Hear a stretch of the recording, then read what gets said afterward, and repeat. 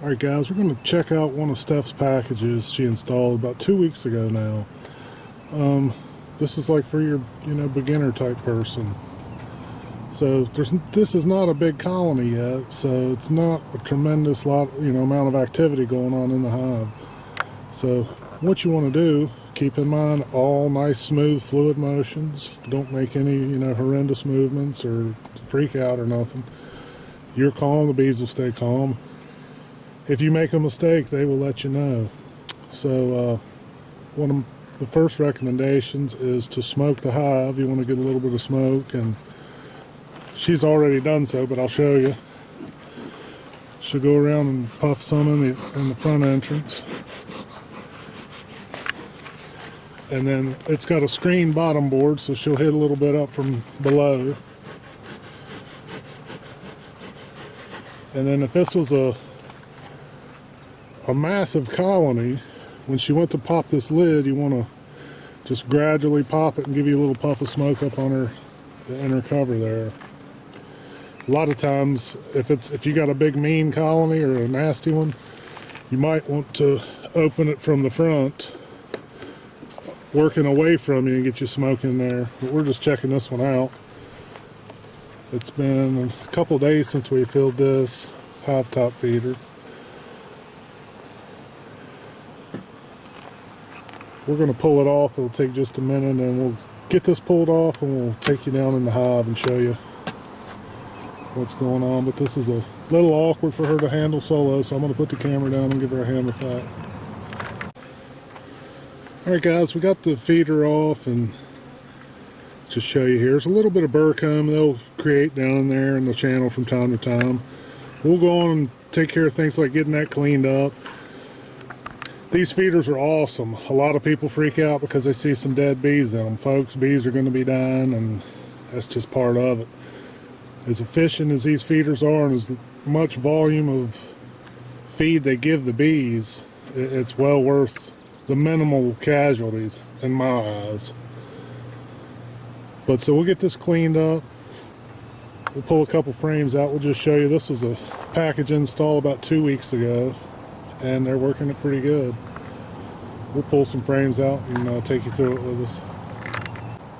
Okay, so when I'm looking at this hive, I already see that these frames here have not been drawn out yet. This was fresh foundation we had put in. The queen is going to be over here in these 4 frames in this area. So I'm going to pull out these empty frames here to give me room to start looking through these frames.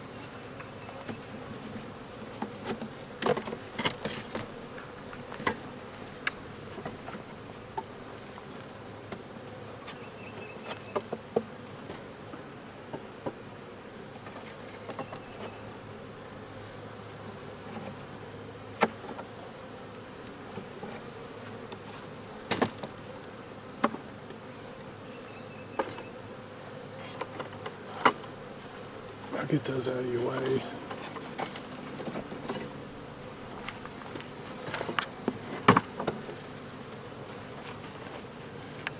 Get over here and get a better view. Alright guys, if you can see there, look at that comb they're drawing out, man. They're really been busy.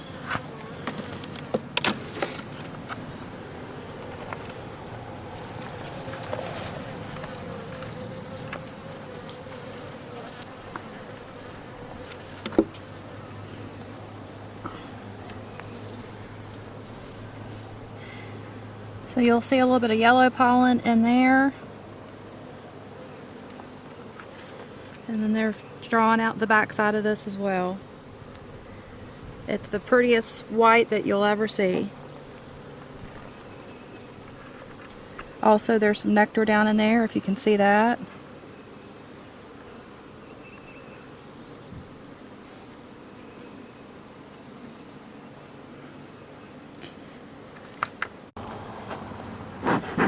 I'm gonna go ahead and smoke them so I can loosen up that frame. Hey guys, if you can see the bees congregating along the top, I'll just give them a little bit of smoke and you'll watch. That'll clear them out. That way she can pry and do what she needs to do without crushing some. And I understand if you've got a bunch of hives to go through, you don't have time to screw around, and you're not going to see these commercial beekeepers screwing around like that. But There's our queen. yeah, there's your queen right there. And there's cat brood all along there. Guys, when you got that queen on the frame like that, when you place that frame back in the hive, you need to be cognizant of what you're doing, because you do not want to crush her or kill her. Alright guys, there's that queen. She's been doing a good job and been pretty doggone busy, so it's looking great. We did a direct release the day that we got the packages in. They were probably in there with the queen for a few days, and it was very cold when we installed them. We checked and seen that they were pretty accepting of her through the cage. There was no